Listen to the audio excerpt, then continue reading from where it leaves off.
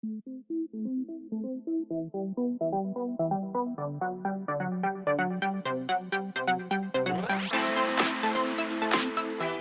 everybody, this is Graeme and today we're looking at a game called Chandigarh. Now this game puts you in the role of an urban planner assisting the famous architect Le Corbusier. Now they designed the city of Chandigarh, which was India's first planned city after their independence. Now the mechanisms of this game are actually pretty straightforward. You're either going to be moving your architect around the city, through the city blocks, and placing your buildings to build up those city blocks. Or you're going to be taking a card on your turn. Now you can only have 3 cards in front of you before you have to start to score a card from your tableau as well. So managing that balance of placing buildings out and getting more buildings and scoring cards is kind of what that main mechanism is in this game. And it's something that definitely intrigued me. I was also really intrigued by the theme. It just sounds kind of interesting, and I am a sucker for kind of realistically themed games. So will this game be like an enjoyable walk through a modern Indian city, or should you just run away? Let's get to the table, see how it's played, and we'll come back with my final thoughts on Chandigarh. Here is Chandigarh set up for 3 players. Tiles are randomly set up in a 4x4 grid, with 7 random street tiles placed so they point at the streets and diagonal. Players take their architect and place it in the central junction, and there are 5 supervisors in front of them. There are 4 randomly selected specialist tiles, 1 of each color, and their pawns are placed in the 4 corners of the board randomly. The project cards are laid out based on the number of players, and in player order, players will take 1 project card and 2 different color buildings as their start. The game is played over a number of rounds until 1 color building pile is empty. On a player's turn, they will either move and then have an option to build, or they will add a new card to the tableau and maybe score a card. When you choose to move on your turn, you first look at how many steps you can take. The project cards in front of you will have a number of feet on them. Add them all up, and that's how many steps your architect can take. A step moves your architect from intersection to adjacent intersection. You are not required to use all of your movement. Only limitations are you cannot backtrack, and you cannot end your movement where another architect is. For each step you take, you can build one of your buildings on a vacant lot adjacent to your architect. You can build along any one of the 4 streets, but only on the block that your architect is next to. You can build as many times as the number of steps you have taken through the city. A note here is that you cannot build before you move. You have to move first. If you build a building on a vacant lot that's the same color as the specialist that is there, you claim one of their tokens. And you can only have 1 token per specialist, but it gives you access to a special ability that you can use once per turn. If you obtain a token, move the specialist to any other sector. All the specialist cards are outlined in the rulebook. If you complete a sector by placing the last building on the vacant spot, immediately place one of your supervisors on that sector. It does not matter who built the other buildings, only who placed the last building in that sector. These are going to be used to score streets at the end of the game, as the scoring markers give points to who has the majority supervisors along that row or column. Now, instead of moving and building on your turn, you can take an extra card. This is the main way to get more buildings into your reserve, but you do have a limit of 6 buildings you can hold at any one time. Take one of the face-up cards and add it to either the left or the right of your current cards. You'll receive the buildings on the cards you just placed and the existing card you placed it next to, but only on the sides that are now beside each other. If you already have 3 cards and you add a 4th card, you add it as normal, receive the buildings. But now you must score the card on the other side of your line. So if I place this card here, I get these buildings, and now I have to score this card. You will always have a maximum of 3 cards in your display. Take the scoring card and get all the points you've earned from it, then remove that card from the game. The game ends at the end of the round in which the player takes the last building of one of the colors. At the end of the game, you're going to score the remaining cards you have left in front of you, score points for each specialist for whom you have a token, and then assess each street marker. The player who supervises the most sectors in that row scores the points listed. If there's a tie, all tie players receive the points in the brackets. The point tile in the corner goes to the player who has the most supervisors on the perimeter of the city.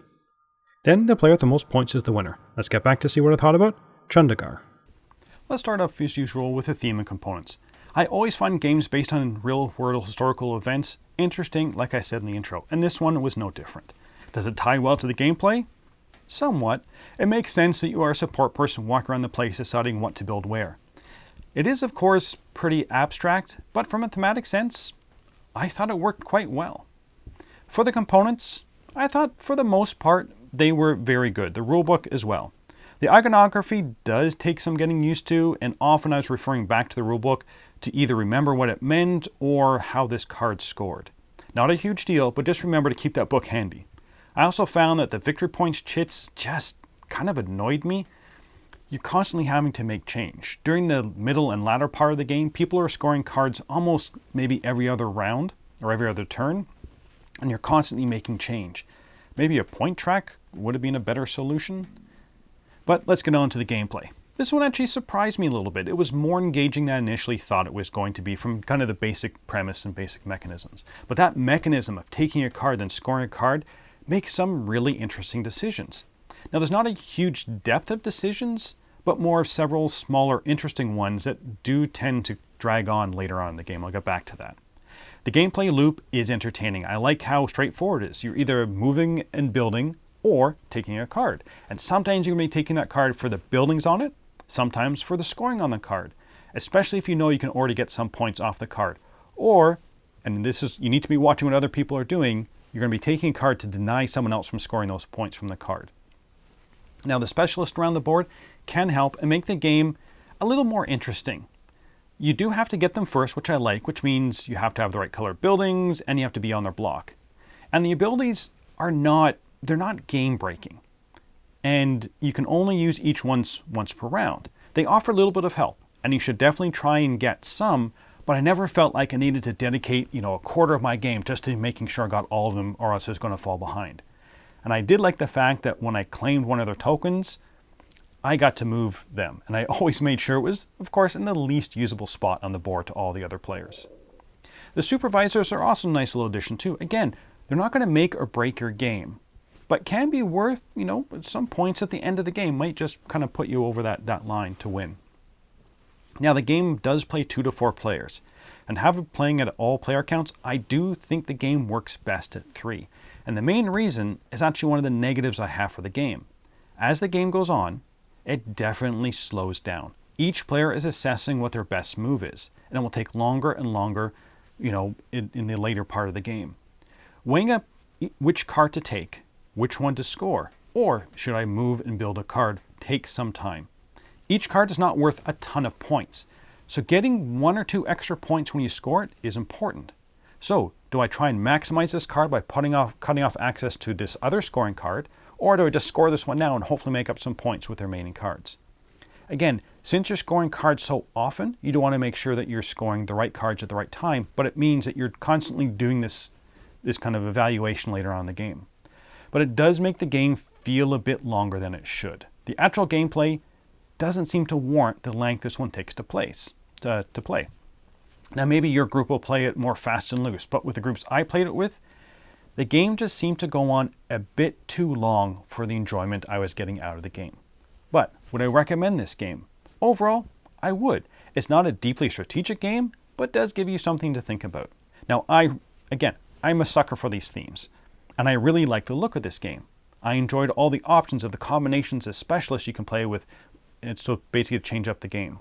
I thought the best part of the game is definitely that main mechanism. It's a clever and enjoyable one. I like to see it in other games as well. That push and pull of, that's just the building I need versus the steps it offers, and the scoring is something fun to kind of weigh up on your turn. On the downside, I do feel the points should have been done a different way. They are one-sided, maybe to keep them hidden, but I think I would just prefer to have a scoring track. I also found that the game overstayed its welcome. Again, this is just a little bit.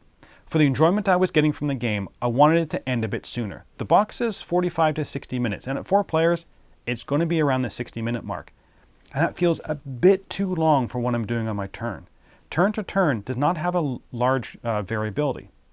Again, it's not a huge issue, but I just felt if the game was like 15 minutes shorter at 4 players, it would have been the perfect time. Again, could just be my group. Overall, though, I am going to give this one a 7.5 out of 10 in the Dice Tower seal of approval. It's a fun ceiling building game with a great main mechanism and definitely worth a play. But that's it for the moment. Until next time, thanks for watching.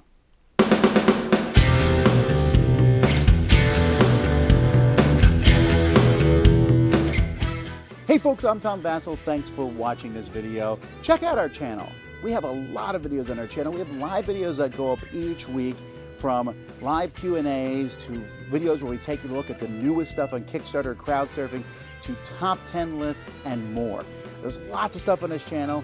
We encourage you to explore it. You can find out more at our website, dicetower.com. I'm Tom Vassell. Thanks for watching another video on the Dice Tower.